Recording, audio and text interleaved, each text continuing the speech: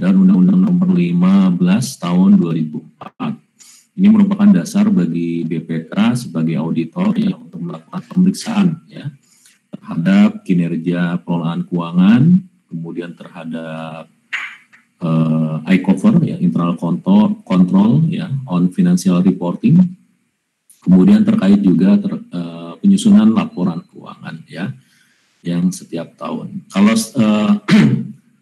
per semester itu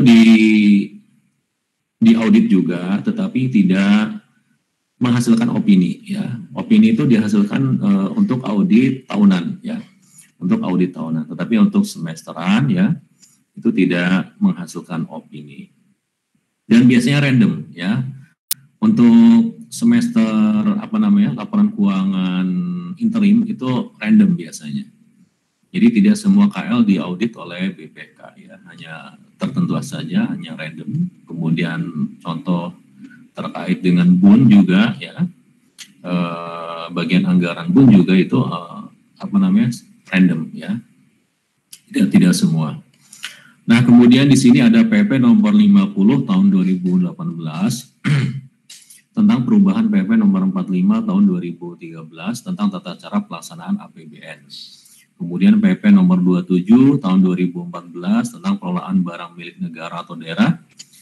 PMK nomor 181 tahun 2016 tentang penatausahaan barang milik negara. Nah, ini penting untuk teman-teman ya, agar dapat mempelajari terkait dengan tata kelola BMN itu bisa dipelajari dari PMK nomor 181 tahun 2016. Nah, ini silakan ya kalau mau dipelajari lebih dalam. Kemudian PMK nomor 159 tahun 2018 tentang pelaksanaan piloting sistem aplikasi keuangan tingkat instansi atau SAKTI. Kemudian PMK nomor 203 tahun 2019 tentang perubahan dari PMK nomor 159 tahun 2018. Kemudian ada Perdirjen Perbendaraan nomor 41 tahun 2018 tentang juknis modul persediaan dalam piloting SAKTI. Nah, ini lebih detail lagi ya terkait dengan modul persediaan, yaitu diatur di Perdirjen ya, tersendiri ya. Jadi tersendiri dan lebih spesifik ya. Kemudian kebijakan akuntansinya saya hanya sekilas saja karena nanti bentrok dengan ini ya, kelompok penyaji ya. Kelompok penyaji juga membahas terkait dengan kebijakan akuntansi persediaan ya, terutama terkait dengan FIFO-nya ya, first in first out. Nah, ini kebijakan akuntansinya ini diambil dari PMK 225 tahun 2019 ya, merupakan PMK terbaru terkait dengan kebijakan akuntansi pemerintah pusat ya. Kemudian kebijakan akuntansi persediaan ini ada di PSAP nomor 5 ya, terkait dengan akuntansi persediaan. Nah, di sini ada lengkap ya, silakan dipelajari kalau ingin mereview lagi, karena ini kan sudah dipelajari ya di APEM ya, akuntansi pemerintah.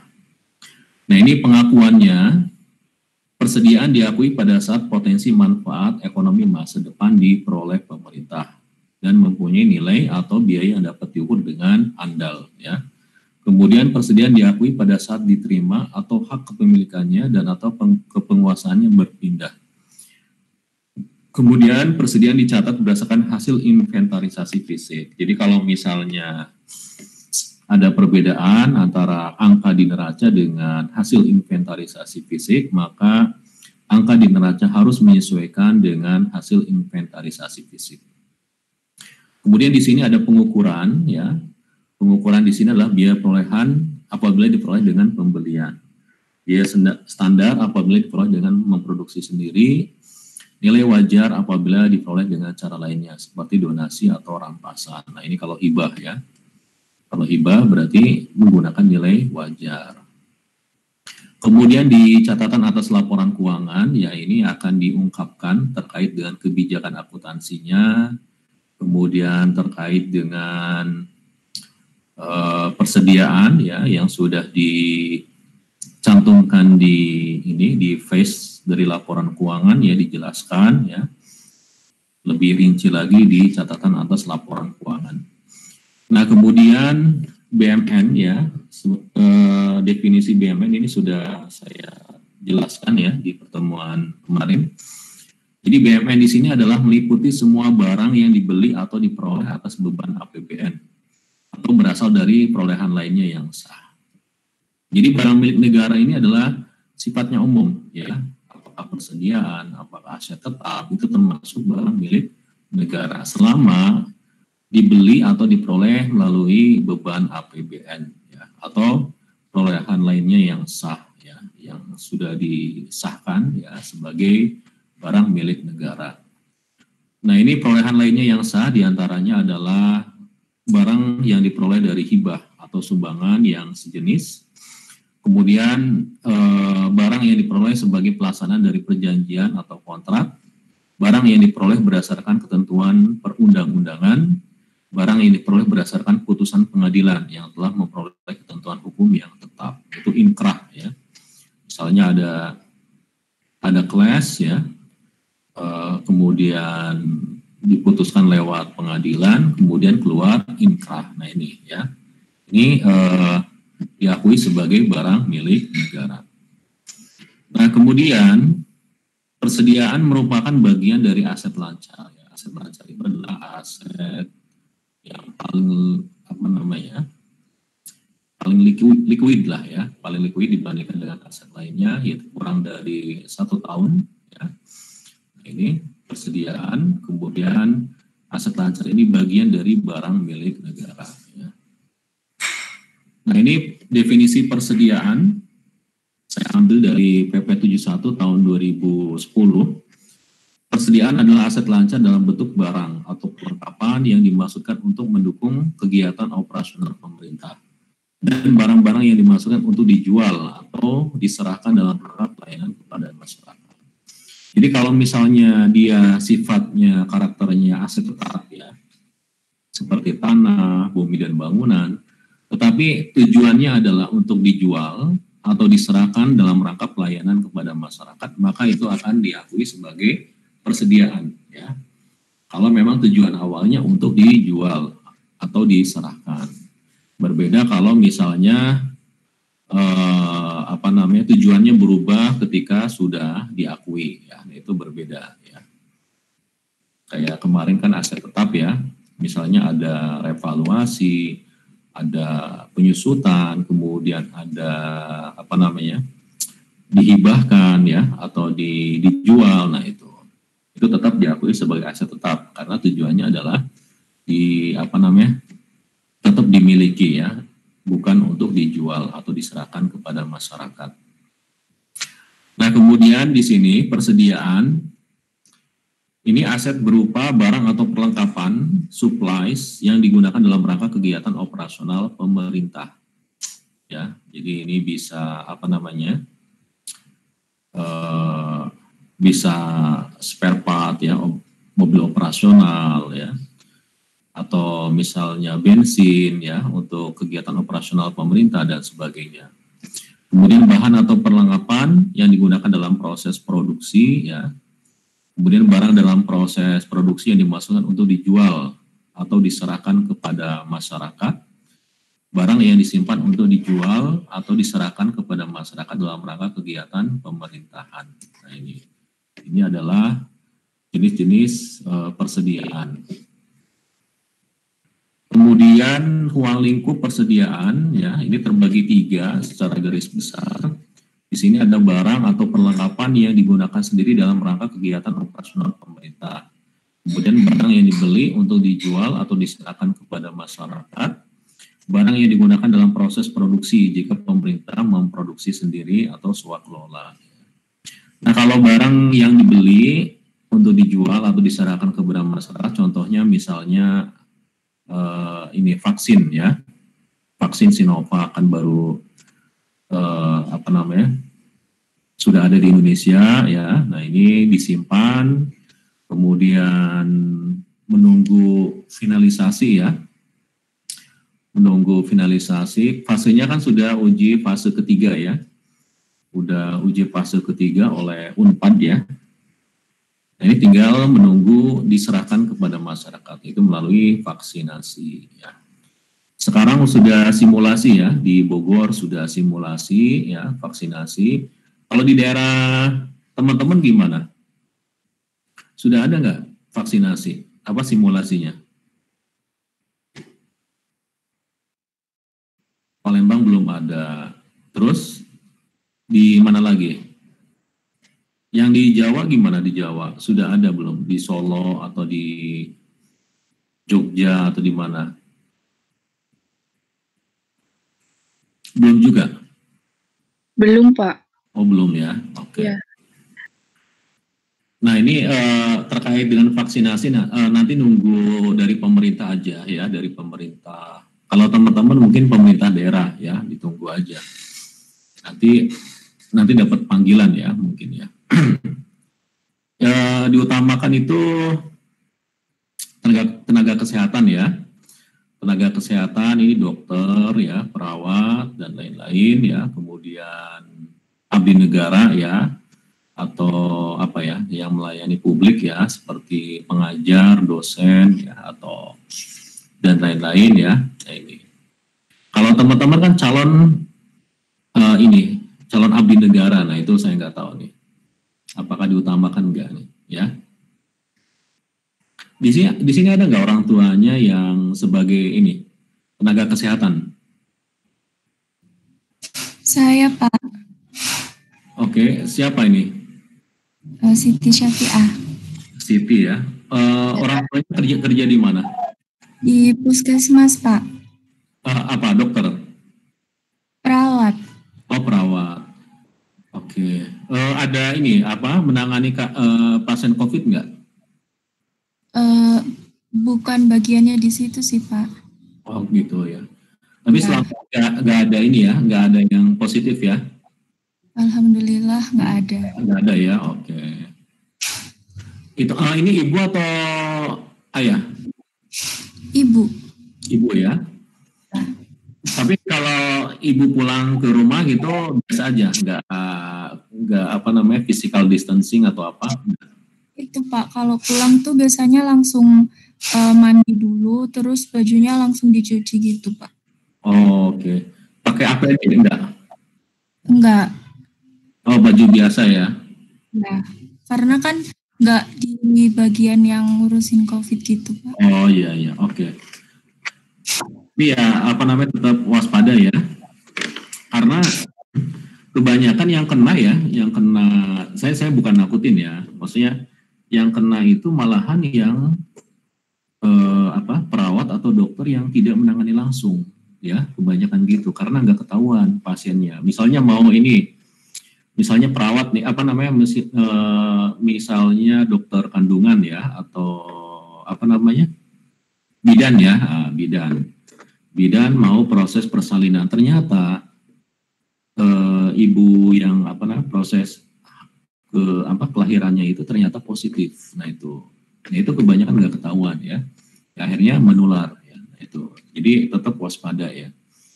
Tapi kalau misalnya dia nanganin COVID kan dari awal dia udah waspada ya, udah menggunakan APD lengkap segala macam ya. Nah itu jadi tetap waspada ya, hati-hati karena karena itu melayani semua pasien kan, kita nggak tahu pasiennya ini sebagai carrier atau bukan. Nah, itu.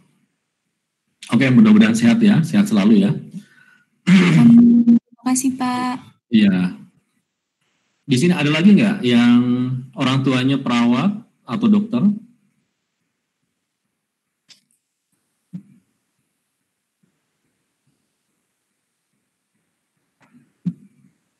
Nggak ada ya? Oke. Nah, kemudian barang yang digunakan dalam proses produksi jika pemerintah memproduksi sendiri swaklola ya. Contoh misalnya vaksin merah putih ya. Awalnya Desember ternyata diundur ya, mungkin Januari ya, saya nggak tahu. Nah ini. Nah kemudian barang-barang itu ada ininya turunannya lagi ya. Ada barang habis pakai, ada barang tak habis pakai, ada barang bekas pakai, kemudian barang baku atau supplies, barang dalam proses atau setengah jadi, kemudian barang jadi, ya, finished good ya kalau di perusahaan komersil ya. Kemudian di sini persediaan berdasarkan akun ya, sesuai dengan PSHP nomor 5. Di sini ada barang konsumsi, ada amunisi, bahan untuk pemeliharaan, suku cadang, persediaan untuk tujuan strategis atau berjaga-jaga, ya, pita cukai dan leges. Kemudian bahan baku, barang dalam proses atau setengah jadi, tanah atau bangunan untuk dijual atau diserahkan kepada masyarakat. Hewan dan tanaman untuk dijual atau diserahkan kepada masyarakat. Nah, ini kalau hewan tanaman ini nilai wajar ya. Jadi tidak bisa menggunakan harga perolehan ya. Karena apa? Misalnya kita beli bibit ya, hewan apa dari kecil itu kan besar berkembang, kemudian berkembang biak. Jadi menggunakan nilai wajar. Nah, ini diserahkan kepada masyarakat. Contohnya apa? Misalnya contohnya dinas kesehatan, dinas pertanian ya, menyerahkan bibit tanaman kepada masyarakat ya. Ini bisa ya contoh. Atau misalnya menyerahkan bibit hewan piaraan ya, seperti misalnya kambing ya atau anak sapi. Nah, ini bisa juga ya. Nanti diserahkan kepada masyarakat agar masyarakat memelihara ya, kemudian mereka dapat sebagai untuk menafkahi ya, untuk menafkahi keluarganya.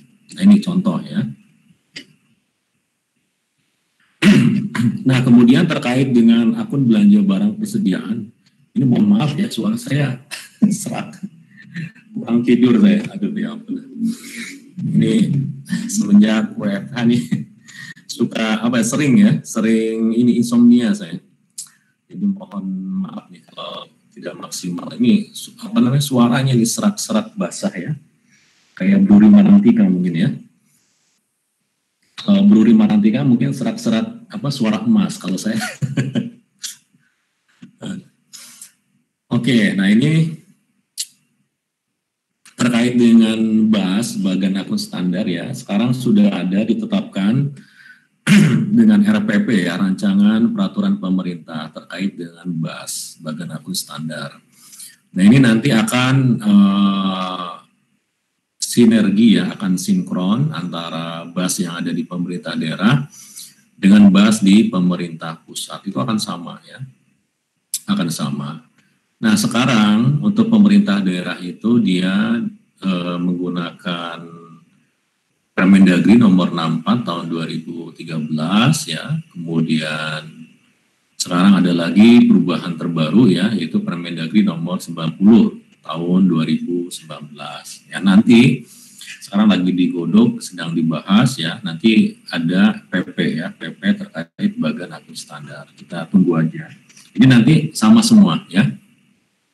Kode akun yang ada di pemerintah daerah dengan kode akun di pemerintah pusat. Sehingga ini mempermudah pada saat adanya rekonsiliasi antara pemerintah daerah dengan pemerintah pusat ya, antara LKPP dengan LKPD. Jadi laporan konsolidasian ya pemerintah, dan ini berguna untuk GFS ya, Government Financial Statistic ya. Apalagi sekarang sudah menggunakan e-recon ya, terkait dengan penggabungan antara LKPD konsolidasian dengan LKPP. Nah, kemudian siklus persediaan di sini terbagi dua, ada perolehan atau persediaan masuk, kemudian ada persediaan keluar. Untuk perolehan atau persediaan masuk di sini ada pembelian, hibah masuk, transfer masuk ya. Kemudian persediaan keluar ada pemakaian ya, habis ya digunakan atau usang bisa juga ya, sehingga dikeluarkan. Kemudian hibah keluar ya ke pihak lain, kemudian transfer keluar atau ke satker lain ya. Nah, ini. Nah, kemudian alur proses di sini ada pengadaan atau pembelian ya, pengadaan persediaan dapat menggunakan mekanisme kontraktual maupun LS ya langsung. Nah ini permintaan pengadaan persediaan dari unit teknis ya, purchase requisition ya. Nah ini misalnya pengadaan pengadaan apa ya? Yang habis pakai itu pulpen ya, pulpen atau buku ya.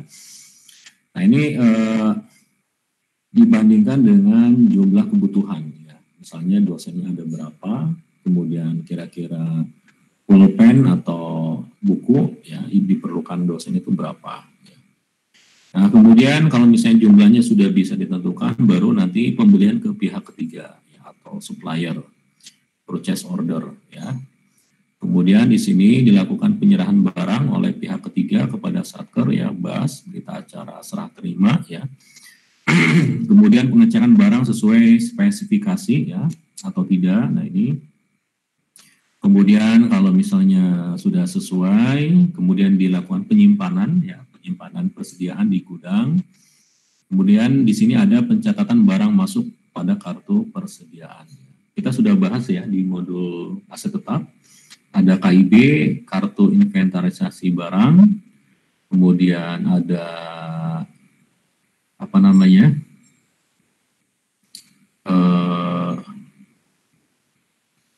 lupa namanya itu apa ya, yang barang di ruangan tuh namanya apa? DBR Pak. DBR Pak. Ya, daftar barang ruangan dan DBL ya, daftar barang lainnya. Nah ini kita sudah bahas ya. Jadi kalau DBR itu barang-barang yang ada di dalam ya, barang-barang yang di dalam tetapi belum masuk ke KIB ya. Sedangkan DBL itu barang-barang yang belum terdaftar di DBR dan belum terdaftar di KIB. Itu biasanya barang-barang di lorong ya. Nah itu DBL ya, daftar barang lainnya. Kemudian persediaan keluar dapat terjadi karena adanya pemakaian ya, penjualan atau penyerahan kepada masyarakat, pemberian ke entitas satker lain maupun karena adanya penghapusan. Nah ini permintaan barang persediaan dari unit teknis ya, kemudian pengecekan ketersediaan barang di gudang, penyerahan barang kepada unit teknis, kemudian di sini pencatatan barang keluar pada kartu persediaan. Ini adalah alur proses terkait dengan persediaan. Nah dari modul persediaan kita lihat di sini ya, ruang lingkupnya, migrasi data saldo awal ya, kemudian setup metode pencatatannya, apakah perpetual, apakah periodik ya, kemudian penilaian di sini ada first in first out, nanti akan dibahas oleh teman penyaji ya. Kemudian ada harga perolehan terakhir ya, HPT, kemudian ada rata-rata. Kemudian pencatatan referensi kode barang, mekanisme pencatatan transaksi, tutup buku, pelaporan, konsolidasi. Nah ini konsolidasi ini kalau misalnya ada pembantu kuasa pengguna barang. Jadi kalau kan ada unit akuntansi dan pelaporan keuangan, kuasa pengguna barang, kemudian ada lagi unit akuntansi dan pelaporan keuangan, pembantu kuasa pengguna barang. Jadi kalau misalnya ada pembantu kuasa pengguna barang, maka itu akan dilakukan konsolidasian. Tapi tetap laporannya dari kuasa pengguna barang, ya.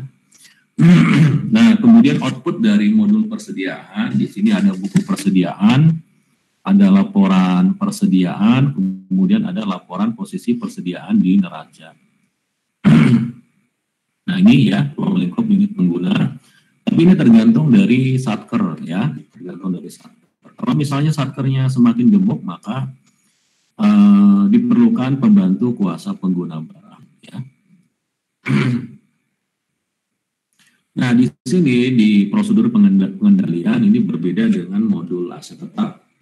Kalau di modul aset tetap ya, minggu kemarin kita sudah pelajari itu ada 3 role player ya. Ada operator, validator, approver. Tapi kalau di sini hanya 2 ya, ada operator dan approver. Walaupun di sini ada 2, tetapi di sini sudah terjamin ya, sudah terjamin adanya pengendalian ya, prosedur pengendalian. Nah di sini operator ini terkait dengan perekaman transaksi ya. Sedangkan approver ini adalah persetujuan ya, persetujuan terkait dengan data yang sudah direkam oleh operator. Tugas dari operator diantaranya adalah setup metode pencatatan dan penilaian, pencatatan referensi, kode barang, perekaman transaksi, koreksi persediaan kalau misalnya ada penyesuaian dan sebagainya. Kemudian pencatatan transaksi inventarisasi fisik persediaan, kemudian pencetakan laporan. Ya. Nah, kemudian approver tugasnya diantaranya adalah verifikasi, ya, kemudian persetujuan, kemudian tutup buku.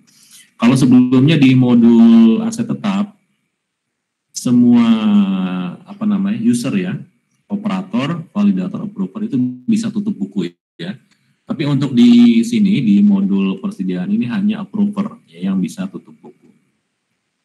Kemudian korelasi dengan modul lainnya di sini persediaan dengan komitmen ya, terkait dengan berita acara serah terima dari komitmen menjadi dasar pencatatan transaksi pembelian barang persediaan. Kemudian persediaan dengan administrator terkait dengan penyediaan data referensi ya, kemudian persediaan dengan aset tetap, dengan GL atau pelaporan. Nah, ini terkait dengan melakukan pencatatan atas keluar masuknya barang persediaan, melakukan opname fisik, dan membuat laporan. Kemudian terkait dengan jurnal transaksi persediaan yang dikelola oleh general ledger dan pelaporan. Nah, ini adalah keterkaitan ya antara modul persediaan dengan modul lainnya. Nah, kemudian di sini ada migrasi saldo awal ya. Jadi migrasi persediaan merupakan suatu proses paling awal dalam penggunaan modul persediaan berupa pemindahan ADK referensi dan ADK data transaksi persediaan dari aplikasi persediaan existing ke dalam database Sakti. Ini misalnya di KL sudah menggunakan aplikasi persediaan tersendiri ya, existing ya. Kalau namanya mungkin beda-beda ya. Dan kemudian medianya juga beda-beda. Nah, ini perlu dilakukan migrasi saldo awal ya pada saat pertama kali menggunakan aplikasi Sakti ya. Di antaranya adalah pembuatan arsip data komputer ya. Dan tentunya ini disesuaikan dengan template yang ada di modul Sakti. Ya. Nah, ini ada dua ADK ini, ada ADK referensi, kemudian ada ADK transaksi, kemudian proses migrasi, kemudian masuk ke modul persediaan yang ada di Sakti ya. Kemudian dari modul persediaan nanti outputnya adalah laporan hasil migrasi. Nah, laporan hasil migrasi ini dicocokkan dengan laporan rincian dari aplikasi persediaan. Kalau misalnya sudah cocok, sudah oke, berarti sudah berhasil ya migrasi data saldo awal tersebut. Nah, kemudian di sini terkait dengan setup metode ya, dalam modul persediaan Sakti ini terdapat dua metode yang harus disetting terlebih dahulu di awal penggunaannya. Di sini ada metode pencatatan, kemudian ada metode penilaian ya. Nah, di sini di modul aplikasi Sakti ini perpetual ya. Metode pencatatannya adalah perpetual. Nah, metode perpetual ini adalah metode yang menentukan pencatatan persediaan dilakukan secara langsung dan berkesinambungan sesuai dengan jumlah dan harga pokok pada setiap transaksi. Ini cocok untuk obat-obatan ya. Kemudian metode penilaian lainnya di sini ada harga satuan terakhir ya, HPT ya. Kemudian harga rata-rata, kemudian ada FIFO ya, first in first out. Kalau di PMK itu di PMK 225 ya, kebijakan akuntansi pemerintah pusat, untuk akuntansi pemerintah itu menggunakan FIFO ya, first in first out. Tetapi kalau misalnya mereka belum siap untuk menggunakan FIFO ya, belum bisa diterapkan, maka dibolehkan menggunakan HPT ya, harga perolehan terakhir ya. Seperti kita cukai ya, kita cukai itu menggunakan HPT ya, harga perolehan terakhir.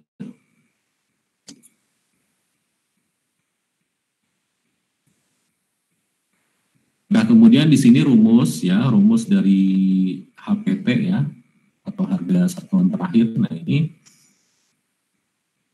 Ini adalah NP ya, nilai per jenis persediaan pada tanggal neraca, sama dengan KP itu adalah kuantitas ya, kuantitas atau jumlah persediaan pada tanggal laporan ya.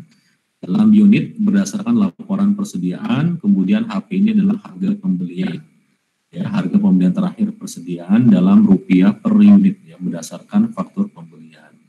Jadi NP sama dengan KP kali HP ya. Nah, kemudian pencatatan referensi kode barang.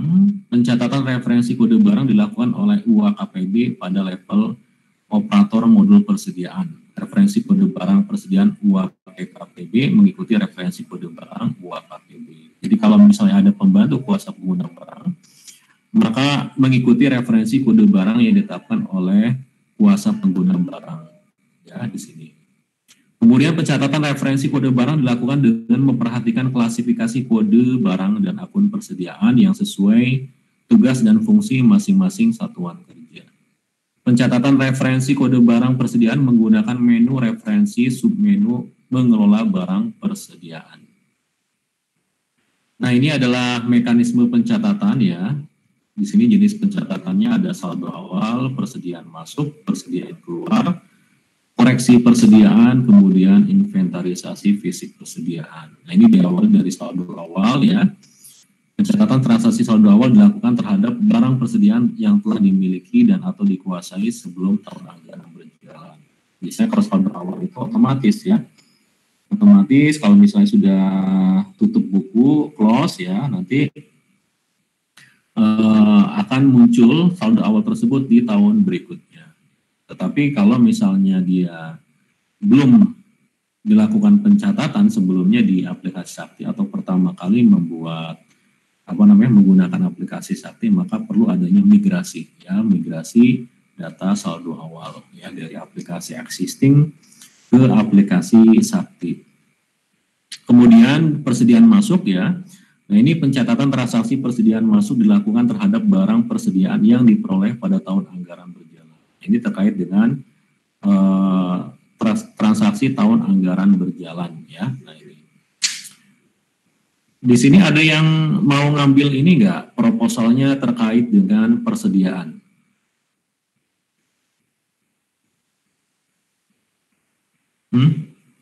Proposal KTTA-nya ada enggak? Enggak ada ya? Kalau ada, ini silakan dipelajari lebih dalam lagi ya. Kalau kemarin itu saya ada bimbingan saya itu dia mengambil topik terkait dengan persediaan cukai ya, persediaan pita cukai di kantor Pabean ya. Nah, ini dia ngambil persediaan terkait dengan pita cukai ya. Ini dari sisi kebijakan akuntansinya ya. Dari sisi kebijakan akuntansi. Nah, ini menarik ya, menarik sekali untuk dipelajari ya. Silakan kalau misalnya mau ngambil topik terkait persediaan ya, tinggal dipelajari nih ya. Nanti memilih satkernya di mana ya. Kemudian persediaan apa? Nah, ini bisa dipelajari ya dari laporan keuangan yang dihasilkan dari satker tersebut. Kemudian ini bisa dipelajari juga dari caleg ya, dari catatan atas laporan keuangan. Kemudian di sini ada persediaan keluar. Nah, ini pencatatan transaksi persediaan keluar dilakukan terhadap penggunaan atau penyerahan dan atau penghapusan barang persediaan yang dilakukan pada tahun anggaran berjalan. Kemudian ada lagi koreksi persediaan.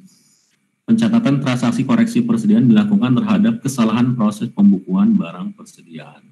Kemudian yang terakhir adalah inventarisasi fisik persediaan ya. Pencatatan transaksi inventarisasi fisik persediaan dilakukan terhadap barang persediaan dengan membandingkan antara catatan pembukuan pada modul persediaan dengan saldo barang secara fisik. Kemudian ini ya mekanisme pencatatan transaksinya, ada transaksi masuk pembelian, transaksi keluar habis pakai, kemudian transaksi masuk selain pembelian ya seperti hibah, rampasan, kemudian transaksi keluar selain habis pakai ya. terkait dengan usang, rusak ya, hibah keluar, transfer keluar. Nah, kemudian terkait dengan koreksi ya, di sini ada koreksi ini dilakukan tanpa melalui kegiatan outbound fisik. Koreksi dilakukan atas kesalahan jumlah barang, nilai barang, dan kodifikasi barang. Koreksi harus mendapat persetujuan oleh user approval.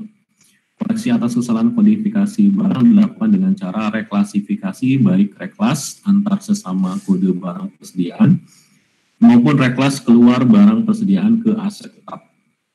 Ya, dan atau reklas masuk barang persediaan dari aset tetap. Kemudian koreksi persediaan dapat dilakukan untuk proses pembatalan transaksi transfer keluar persediaan secara online yang disetujui oleh satker pengirim, tetapi belum dilakukan transfer masuk oleh satker penerima. Nah, ini adalah jenis-jenis transaksi pada persediaan ya, koreksi persediaan. Kemudian inventarisasi fisik persediaan di sini. Pencatatan transaksi inventarisasi fisik persediaan dilakukan terhadap barang persediaan dengan membandingkan antara catatan pembukuan pada modul persediaan dengan saldo barang secara fisik. Hasil berita acara outbound fisik ini akan diinputkan ke dalam modul persediaan dan akan menjadi saldo akhir barang persediaan. Pencatatan transaksi inventarisasi fisik persediaan dilakukan oleh operator menggunakan menu transaksi inventarisasi fisik. Hasil inputan outbound fisik ini harus disetujui terlebih dahulu oleh kuasa pengguna barang dengan user approval. Ya, ini terkait dengan inventarisasi fisik persediaan. Nah, kemudian lanjut lagi tutup buku ya. Tutup periode merupakan proses pemindahan saldo pada periode berjalan ya, periode bulanan. Tutup buku pada modul persediaan terdiri dari atas 14 periode ya, di mana 12 periode merupakan periode normal, yaitu dari angka 1 ya, untuk mewakili Januari, angka 2 Februari sampai dengan Desember ya. Kode 12 adalah untuk Desember. Jadi 1 sampai 12 itu periode tutup buku sebelum adanya review dan audit ya, review dari Itjen dan audit dari BPK. Kemudian periode 13 merupakan angka untuk mengindikasikan bahwa laporan keuangan tersebut sudah direview oleh Itjen, Inspektorat Jenderal ya. Kemudian sudah mengakomodir masukan dari Itjen. Kemudian periode 14 merupakan periode audited di mana laporan keuangan sudah diaudit oleh BPK dan sudah mengakomodir masukan dari BPK. Nah, ini masuk ke periode 14. Kemudian tutup buku pada modul persediaan dilakukan oleh approver dengan menjalankan menu tutup buku periode. Sebelum melakukan tutup periode, approver wajib memastikan semua transaksi pada periode yang akan ditutup sudah diinput dan diverifikasi dengan benar. Approver harus melakukan penutupan periode modul persediaan bulan sebelumnya sebelum melakukan persetujuan transaksi bulan berjalan. Nah, ini adalah tutup buku ya. Nah, kemudian laporan modul persediaan, di sini ada laporan buku persediaan, laporan rincian persediaan, laporan daftar transaksi persediaan, laporan mutasi barang persediaan, laporan posisi persediaan di neraca. Kemudian konsolidasian di sini kalau misalnya ada unit akuntansi dan laporan keuangan pembantu ya, kuasa pengguna barang. Nah, ini. Konsolidasi tingkat UAKPB dilakukan untuk menggabungkan semua data transaksi persediaan dari level UAPKPB ya, yaitu pembantu kuasa pengguna barang. Kemudian operator UAKPB dapat melakukan pencetakan laporan konsolidasian dengan satker UAPKPB setelah transaksi persediaan dilakukan persetujuan oleh approver. Laporan persediaan konsolidasian tingkat UAKPB dapat dicetak dari menu cetak oleh operator UAKPB. Dan tentunya ini sama dengan modul aset ya yang sudah kita bahas minggu kemarin, terdapat beberapa risiko ya. Dan tentunya dengan apa? Dengan mitigasinya. Mitigasinya bagaimana ya? Nah, risiko yang kemungkinan dapat terjadi diantaranya adalah data induk yang tidak akurat dan tidak valid.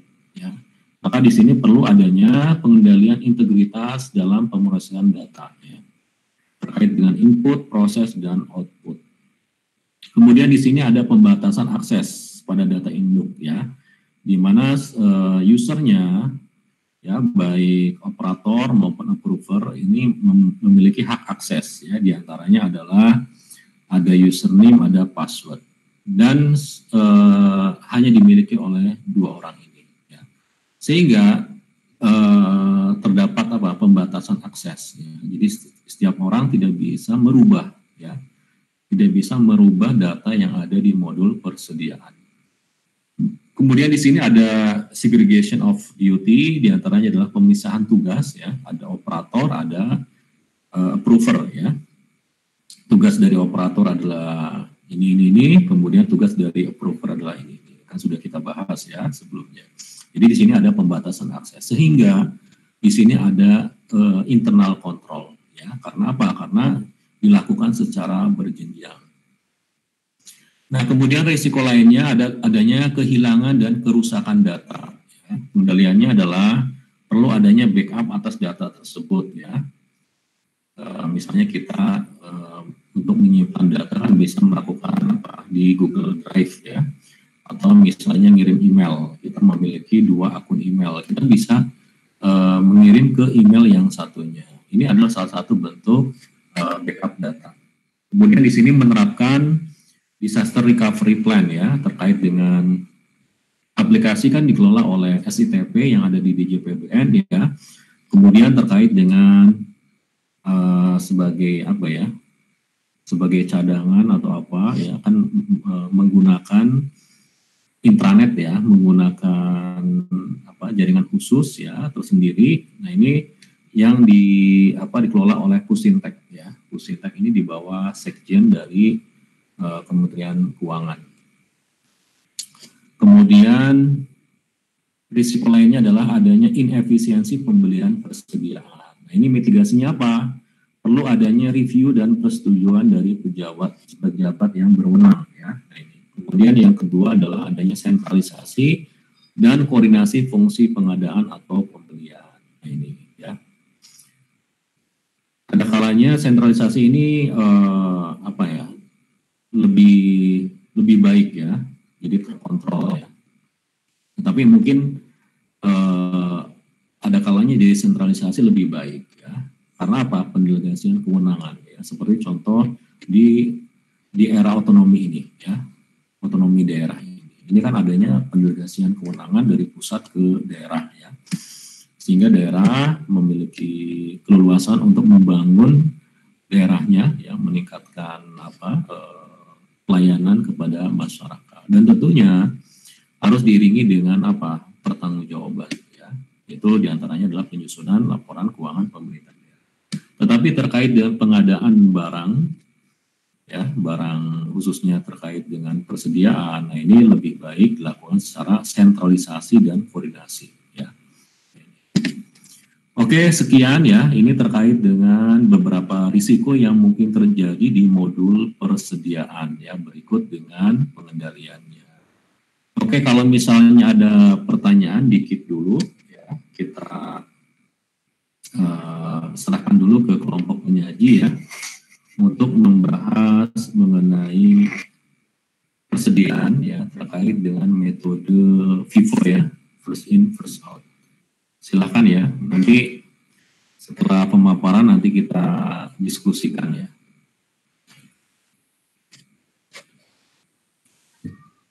Pak, mohon izin.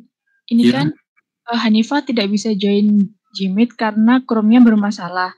Nanti waktu presentasi pakai audio saya, tapi nanti saya telepon lewat WhatsApp, apa diperbolehkan, Pak? Oh, audio ini rekaman. Nanti saya telepon, terus saya sambungkan ke audio saya gitu, Pak.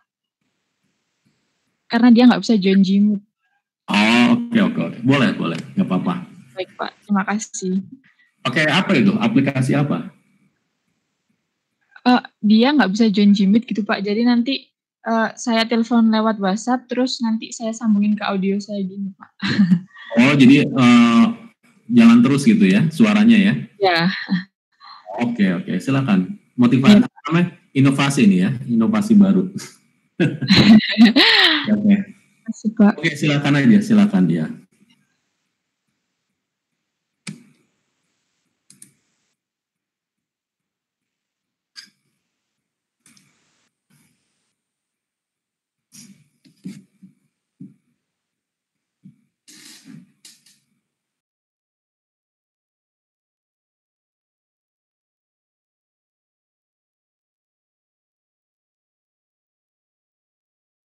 Baik, Assalamualaikum warahmatullahi wabarakatuh.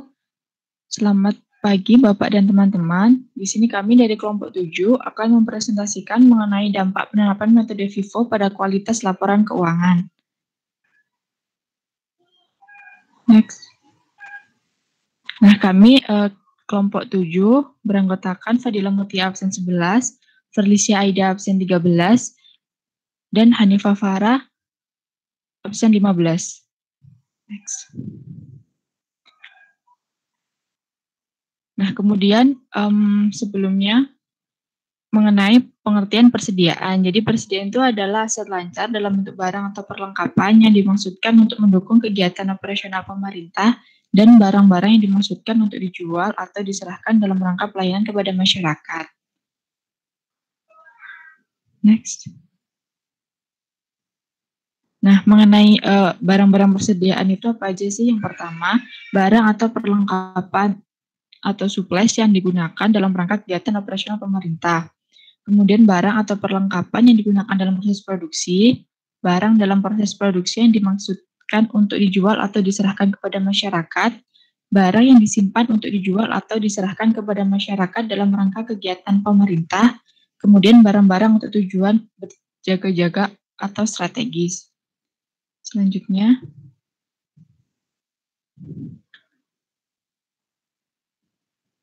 mengenai ruang lingkup dari persediaan ini untuk unit pengguna. Yang pertama, pengelolaan persediaan di unit akuntansi kuasa pengguna barang atau UAKPB sebagai Satker Induk. Yang kedua, pengelolaan persediaan di unit akuntansi pembantu kuasa pengguna anggaran atau UAPKPB sebagai Satker Pembantu. Jadi transaksi persediaan itu bisa dilakukan di UAKPB atau UAPKBP jika ada, sedangkan yang melakukan pelaporan persediaan adalah UAKPB. Nah, komunikasi data antar UAKPB dan UAPKPB melalui mekanisme kirim atau terima ADK. Selanjutnya,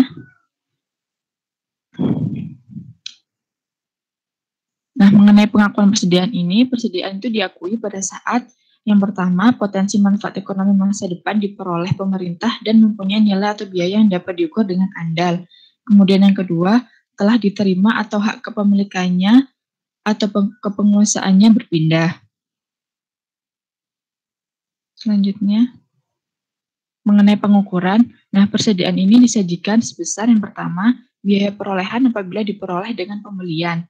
Biaya perolehan persediaan itu meliputi harga pembelian, biaya pengangkutan, biaya penanganan, biaya lainnya yang secara langsung dapat dibebankan pada perolehan persediaan. Hal yang mengurangi biaya perolehan persediaan antara lain potongan harga, rabat, dan lainnya yang serupa. Kemudian yang kedua, harga pokok produksi digunakan apabila persediaan diperoleh. Kemudian yang ketiga, nilai wajar digunakan apabila persediaan diperoleh dari cara lainnya. Contohnya proses pengembangbiakan hewan dan tanaman, donasi, rampasan, dan lainnya. Selanjutnya, nah mengenai kebijakan akuntansi persediaan itu yang pertama, metode pencatatan dalam basis akrual adalah metode perpetual. Yang kedua, persediaan dicatat dengan pendekatan aset. Kemudian yang ketiga, updating dilakukan pada akhir periode pelaporan berdasarkan hasil stok opnam atau barang belum dipakai yang masih berada di gudang atau tempat penyimpanan maupun persediaan yang berada di unit pengguna. Selanjutnya, yang keempat, saldo akhir persediaan yang diperhitungkan dalam perhitungan beban persediaan itu adalah nilai persediaan hasil stok opnam, bukan catatan saldo persediaan dalam hal terjadi perbedaan nilai.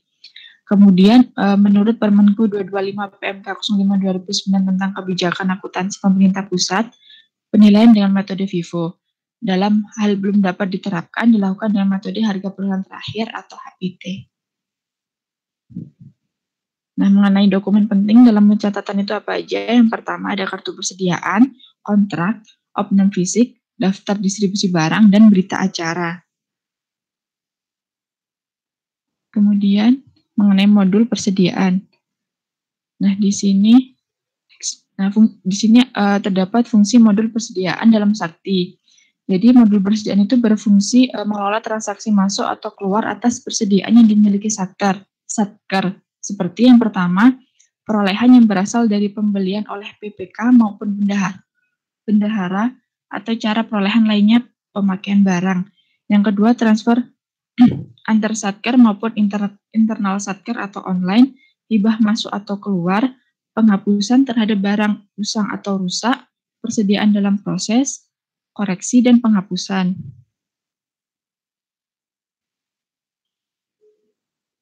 Nah, kemudian dilanjutkan oleh Hanifah.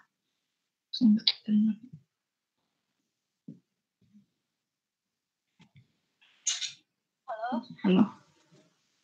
Setting method, Hanifah. Halo? Masuk. Udah, aku jelasin langsung ya. Iya, setting method ya. Ini aku jelasin langsung ya? Iya. Oke. Selanjutnya saya akan menjelaskan tentang setting method. Pada modul persediaan Sakti terdapat dua metode yang harus disetting terlebih dahulu pada awal memakainya. Yang pertama yaitu metode pencatatan dan yang kedua metode penilaian.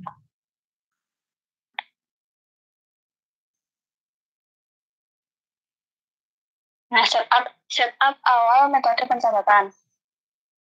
Dalam modul Sakti, metode pencatatan yang digunakan adalah metode prosedural, yaitu metode yang menentukan pencatatan persediaan dilakukan secara langsung dan berkesinambungan sesuai dengan jumlah dan harga pokok pada setiap transaksi.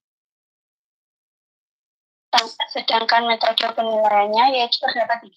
Yang pertama, harga perolehan terakhir, harga rata-rata, dan FIFO. Nah, apabila metode FIFO ini belum bisa diterapkan karena ada kendala teknis atau menggunakan harga perolehan terakhir atau HPT. Harga perolehan terakhir. Di dalam harga perolehan terakhir ini, nilai persediaan ditentukan berdasarkan harga perolehan atau pembelian terakhir per satuan unit. Konsekuensi dari metode ini ialah akan selalu terjadi penyesuaian apabila terdapat perubahan harga perolehan akhir. Bila diterapkan pada metode pencatatan prosedural, maka penyesuaian nilai persediaan akan lebih sering dilakukan seiring dengan perubahan harga perolehan terakhir. Harga rata-rata. Harga rata-rata atau biaya rata-rata tertimbang ini digunakan jika menggunakan sistem periodik dan biaya rata-rata bergerak jika menggunakan sistem perpetual. Pada sistem perpetual, setiap terjadi pemakaian barang perlu diketahui harga pokok barang yang dipakai. Oleh karena itu, setiap kali terjadi pembelian barang harus dihitung saldo persediaan setelah pembelian tersebut. Perhitungan harga dilakukan dengan menjumlahkan harga pembelian dan nilai persediaan dibagi dengan jumlah persediaan setelah pembelian. Metode FIFO, yaitu barang yang masuk terlebih dahulu dianggap sebagai barang yang pertama kali keluar. Persediaan dihitung berdasarkan harga perolehan masing-masing. Nah, ini terdapat ilustrasi menggunakan metode FIFO. Pada awal persediaan sektor E bulan Januari 2018, pada tanggal 1 Januari terdapat persediaan awal sebanyak 1 unit, 10 Januari terdapat pembelian 1 unit, 20 Januari terdapat pemakaian 1 unit, dan pada tanggal 31 Januari terdapat pembelian 1 unit. Nah, pada tanggal 1 Januari, persediaan 1 unit itu dengan harga 1 juta, maka total nilai persediaannya adalah 1 juta. Kemudian dilakukan pembelian pada tanggal 10 Januari dengan harga 1 unitnya 1.100.000. Berarti saldo persediaan kita menjadi 2 unit dengan total nilai persediaan 2.100.000, yaitu dari 1 juta ditambah dengan 1.100.000. Pada tanggal 20 Januari, terdapat pemakaian sebanyak 1 unit. Pemakaian ini digunakan menggunakan persediaan awal yang telah ada, yaitu yang 1 unit dengan harga 1 juta. Berarti total nilai persediaan yang tersedia tinggal 1.100.000. Pada tanggal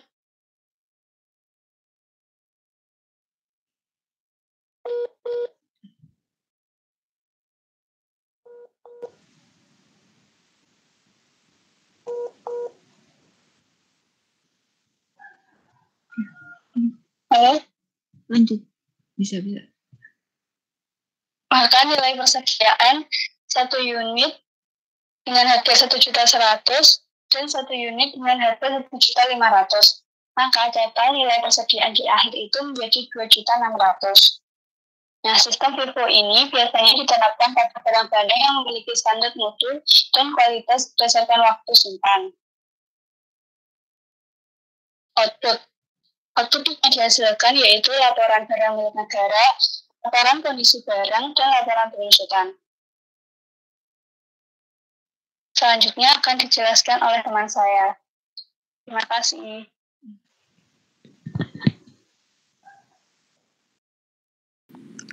Baik, selanjutnya akan dijelaskan tentang penyajian. Nah, ini adalah contoh penyajian dalam neraca. Persediaan itu terletak pada aset bagian aset lancar. Kemudian untuk beban persediaan sendiri itu terletak pada laporan operasional bagian beban operasional. Selanjutnya adalah pengungkapan.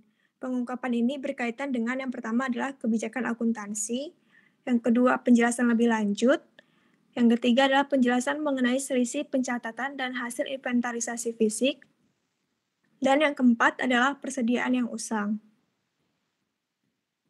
Nah, ini adalah contoh dari pengungkapan. Biasanya pengungkapan itu dijelaskan melalui catatan atas laporan keuangan.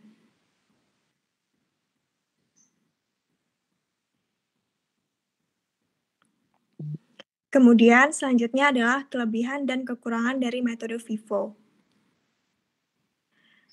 Kelebihannya itu yang pertama adalah mudah dipahami dan juga diterima secara universal. Metode ini tuh banyak digunakan dalam metode penilaian persediaan.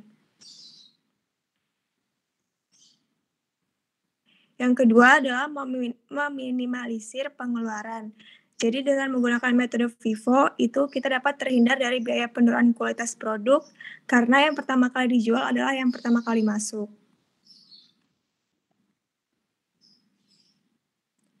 Yang ketiga adalah laporan keuangan sulit dimanipulasi. Dapat dilacak dengan mudah karena garis pengeluaran biaya dapat ditarik secara urut. Penghitungan biaya pada FIFO cenderung lebih akurat. Proses pencatatan transaksi yang urut sejak pertama menyebabkan garis pengeluaran ini dapat lebih dipantau. Apabila ada kesalahan pada penghitungan laba, maka dapat dengan mudah melacaknya, sehingga laporan keuangan itu sulit untuk dimanipulasi. Yang keempat adalah pembebanan di awal lebih kecil. Beban persediaan pada tahun-tahun awal lebih kecil daripada tahun berikutnya karena ada potensi terjadinya inflasi. Selanjutnya yaitu kekurangan dari metode FIFO. Yang pertama adalah pajak yang dikeluarkan menjadi lebih besar karena laba kotor yang dilaporkan itu lebih besar. Yang kedua adalah laba yang dihasilkan kurang akurat.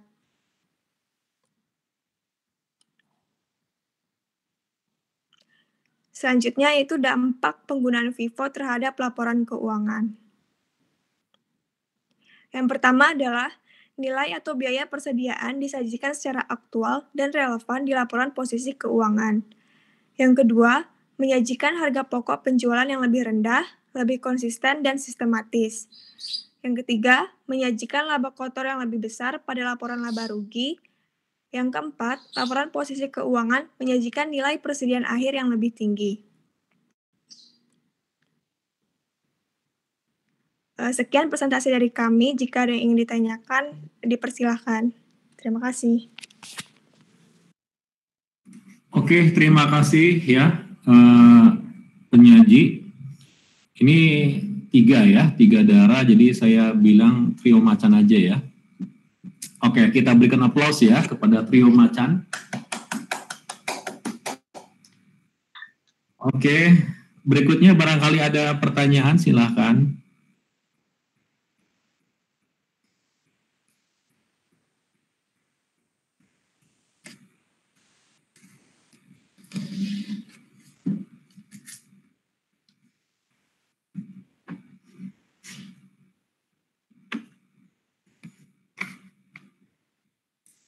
Silahkan kalau ada pertanyaan.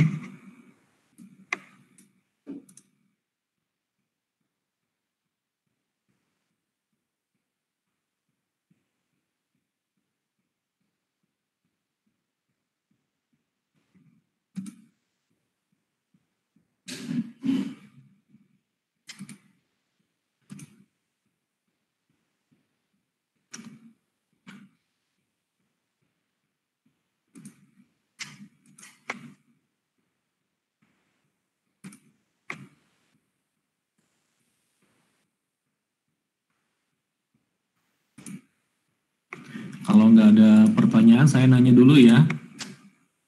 Boleh ya, saya nanya ya. Ini coba di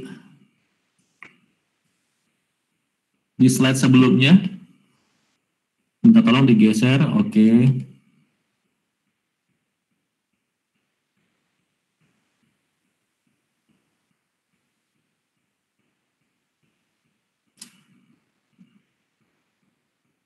Oke, nah ini kan kita ini ya apa namanya terkait dengan persediaan ini kan digunakan oleh Satker ya, di mana Satker ini kan tidak apa istilahnya tuh, karena di bawah pemerintahan non-profit oriented ya, tidak fokus terhadap laba ya, pencapaian laba, tetapi lebih ke meningkatkan pelayanan kepada masyarakat ya, kepada publik.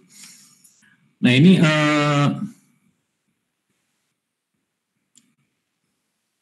mana tadi ya laba ya? Coba sebelumnya lagi. Yang terkait laba ada nggak? Oh ini nih. Oke, nah ini laba yang dihasilkan kurang akurat ya.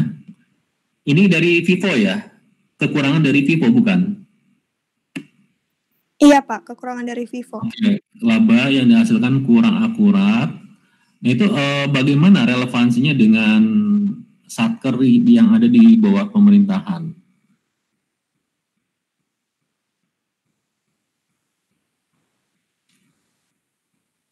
Apakah ada contoh Satker apa gitu?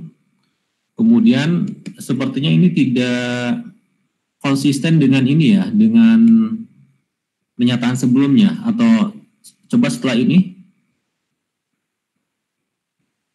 kan laba yang dihasilkan kurang akurat, kemudian terus lanjut ini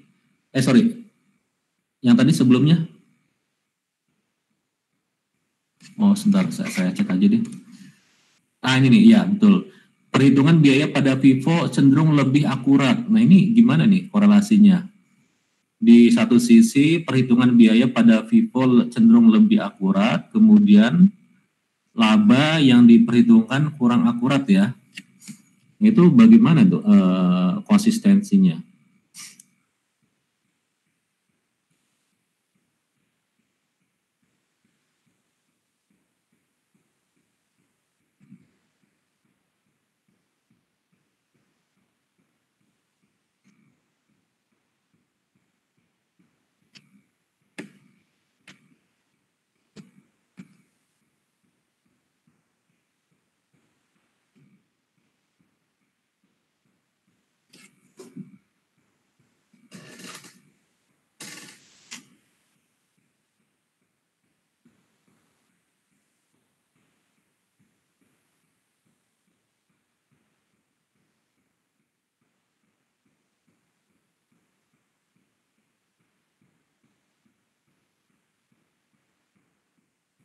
Sambil menunggu dijawab oleh kelompok penyaji, barangkali teman-teman yang lain ada pertanyaan, silakan.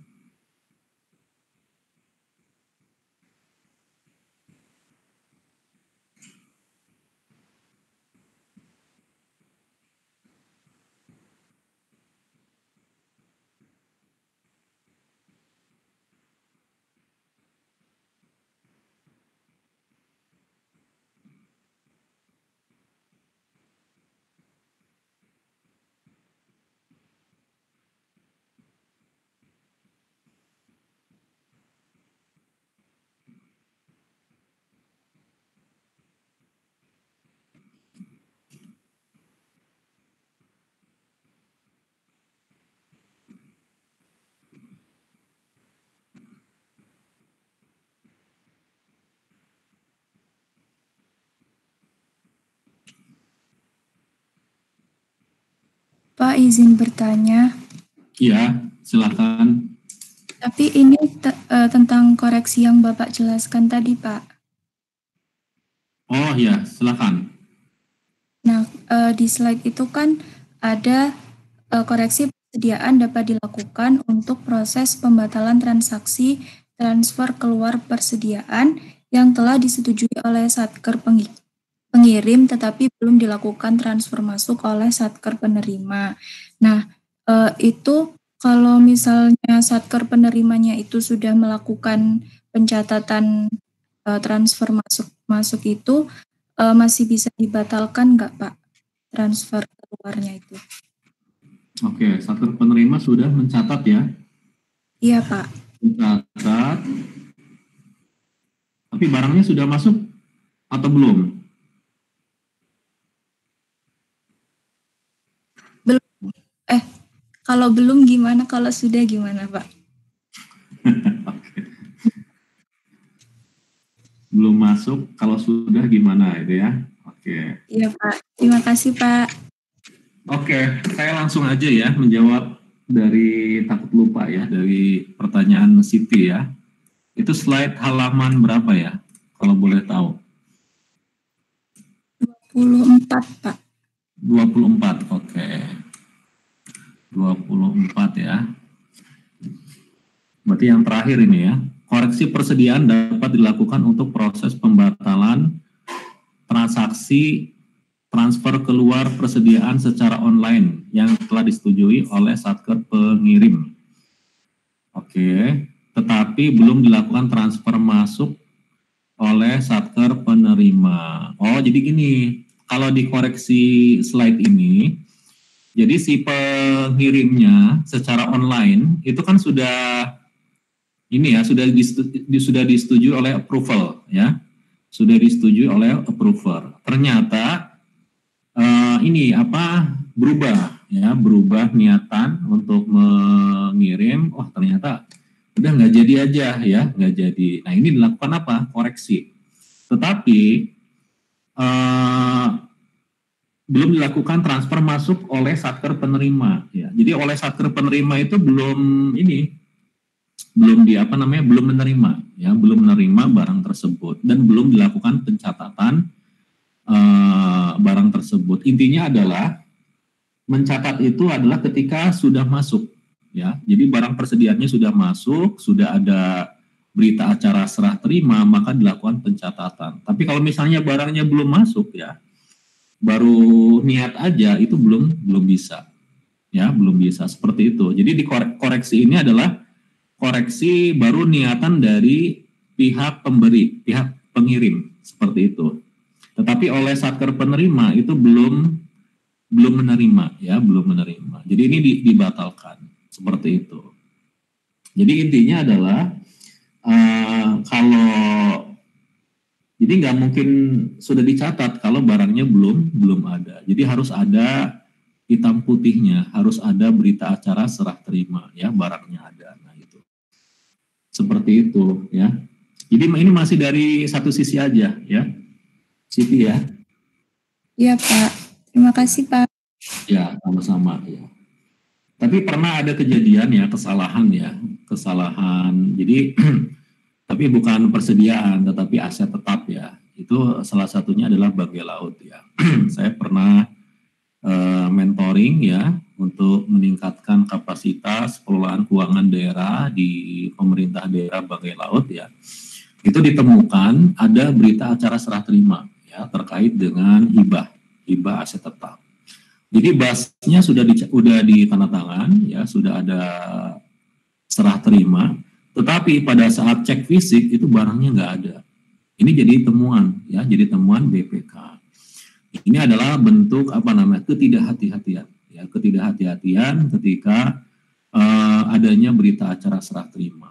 Jadi ketika adanya berita acara serah terima itu tidak hanya tanda tangan ya, bukan hanya tanda tangan, tetapi harus lihat barangnya ada nggak, itu jangan-jangan barangnya nggak ada ya. Nah itu, ini yang akan menjadi temuan oleh BPK. Nah salah satu laporan keuangan tidak mendapatkan WTP karena apa? Karena data yang ada di neraca ya itu berbeda dengan di gudang, ya berbeda dengan fisiknya, nggak ada. Nah ini yang menjadi temuan oleh BPK. Nah seperti itu ya.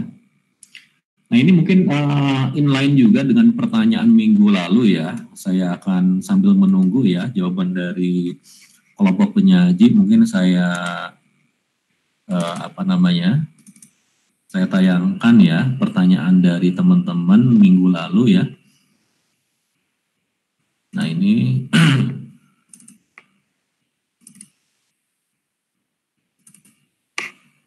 oke, saya izin share dulu ya. Minta tolong siapa? Fadila ya, di off dulu. Oke, saya share dulu ya pertanyaan dari teman-teman tahun lalu lagi, minggu lalu ya. Nah ini sudah ada ini penampakan? Sudah ya? Nah ini question and answer ya, Q&A ya. Siap dan apem, oke. Nah, ini pertanyaan dari teman-teman ya. Ini ada M. Farid Adikara ya, 23. Jangan dulu ini deh, yang ini dulu, yang relevan ya. Ini saya nggak tahu nih, if namanya siapa nih, if? Nama lengkapnya? Ivana, Pak. Hah? Ivana Nabila, Pak. Oh, Ivana Nabila. Ivana Nabila. Bukan Nirvana, bukan ya? Bukan, Pak. Nomor absennya berapa? 18, Pak. 18 ya, oke. Nah, tapi ini beda semua. Beda ya? Tidak ada korelasinya. Oke. Beda ternyata. Dikira ada yang sama, ternyata beda ya.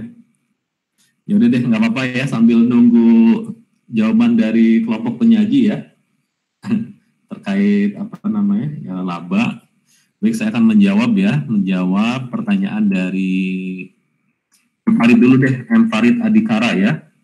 Usia 23 tahun. 23 tahun ya. Izin bertanya Pak, terkait dengan aset tetap renovasi ATR ya. Misalnya PKN STAN meminjamkan aset kepada KPP Pondok Aren. Oh berarti yang sebelah KP 88 ya, betul itu ya. Namun KPP Pondok, betul nggak itu? Yang betul, Pak. Betul ya. Namun KPP Pondok Aren tidak melakukan renovasi terhadap aset yang dipinjamkan.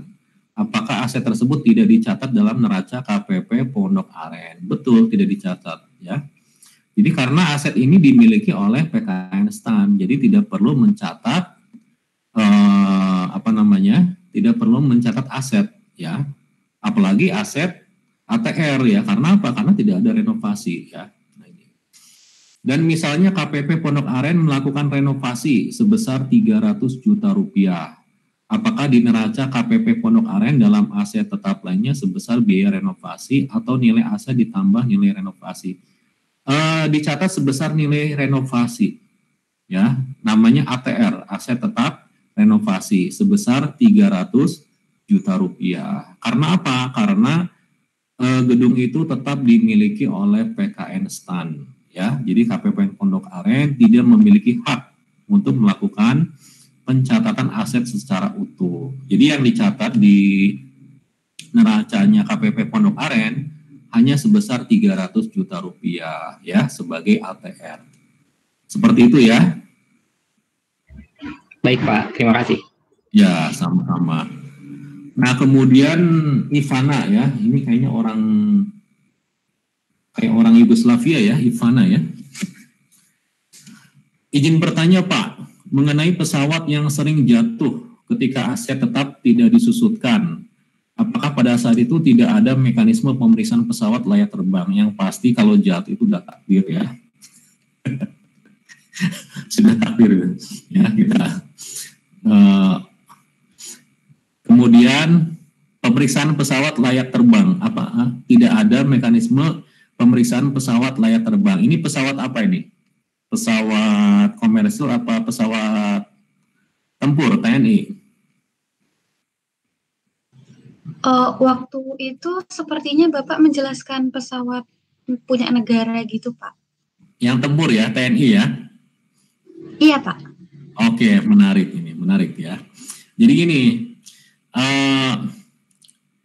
ini berarti ini ya, pada saat masih belum akrual ya? Iya, Pak. Belum akrual, oke. Dan apakah dengan tidak adanya penyusutan, maka bangunan yang mengalami perubahan nilainya terus naik karena terkapitalisasi, namun tidak ada akumulasi depresiasi. Terima kasih Pak. Oke, jadi gini, sebelum tahun anggaran 2015 ya, itu masih menggunakan basis kas menuju akrual ya. Jadi terkait dengan SAP-nya itu masih mengacu ke lampiran 2 ya.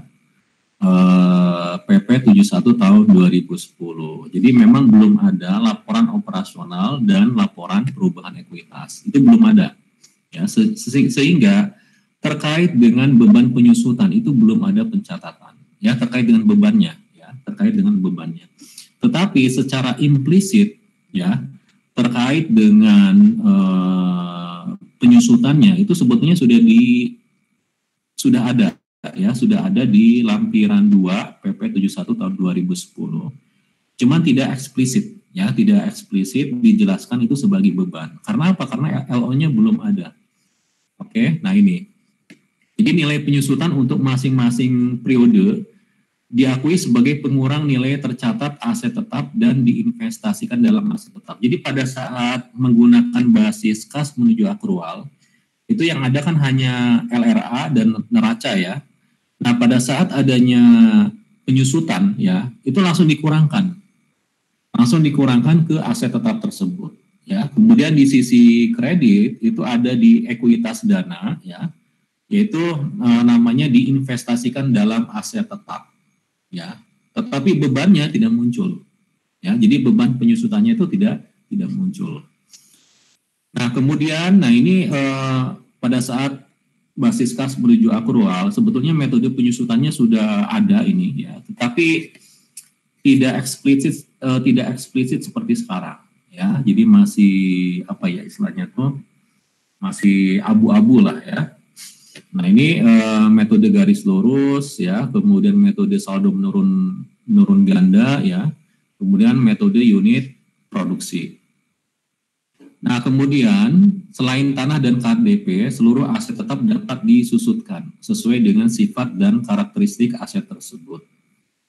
Nah terkait dengan revaluasi aset tetap pada umumnya tidak diperkenankan ya, karena SAP menganut penilaian aset berdasarkan biaya perolehan. Jadi nilai aset tersebut ya pada saat dibeli ya itu ya sebesar biaya perolehan dan tidak berubah terus ya.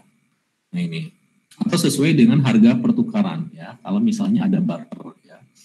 Nah terkait dengan penyimpangan dari ketentuan ini mungkin dilakukan berdasarkan ketentuan pemerintah yang berlaku secara nasional. Jadi terkait dengan revaluasi aset tetap itu dimungkinkan tetapi jarang terjadi ya dan tidak diperkenankan ya. Nah kemudian apabila ada selisih antara nilai revaluasi dengan nilai tercatat ya aset tetap dibukukan dalam ekuitas dana pada akun nah ini dicatat dibukukan dalam akun diinvestasikan pada aset tetap yaitu ekuitas dana investasi. Jadi intinya adalah sebelum menerapkan basis akrual full ya, itu sebetulnya penyusutan tuh ada ya, tetapi tidak eksplisit ya, tidak eksplisit dan tidak dicatat sebagai beban penyusutan, tetapi langsung sebagai pengurang aset ya, itu adanya di neraca. Nah terkait dengan pesawat yang jatuh ya, jadi intinya adalah pesawat militer ya, waktu itu adalah kena embargo ya. Kita kena embargo dari Amerika ya, yaitu terkait dengan hak asasi manusia, salah satunya terkait dengan Timur ya. Nah kita kena embargo ya,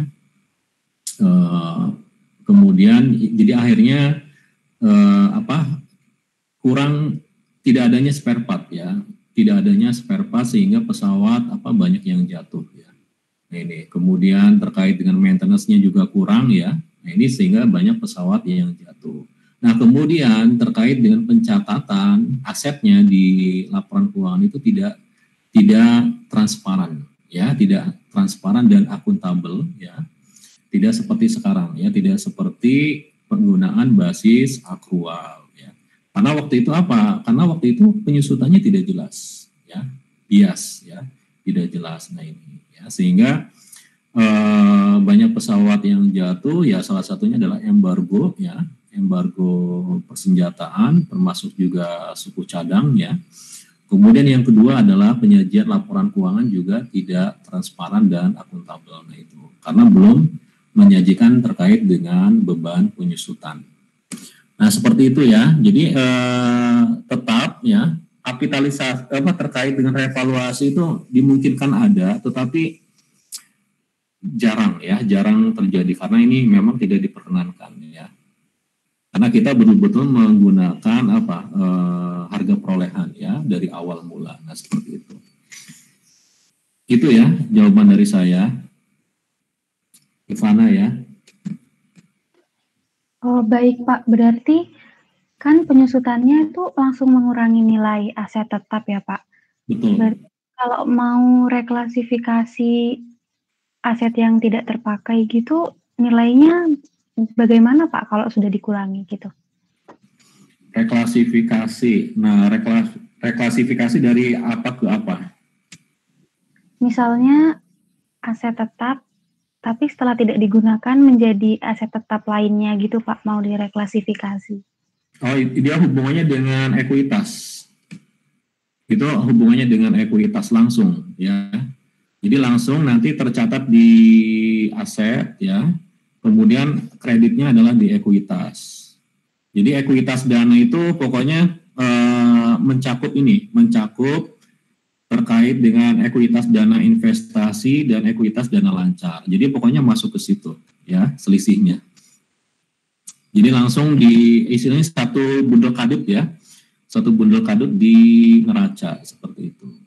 Kalau sekarang kan masuknya ke laporan perubahan ekuitas ya sebagai koreksi ekuitas ya. Tetapi kalau basis kas menuju akrual itu adanya di neraca, semuanya di neraca. Jadi tidak ada LO, tidak ada LPE. Seperti itu. Oh ya, baik Pak. Terima kasih banyak Pak. Iya, sama-sama ya.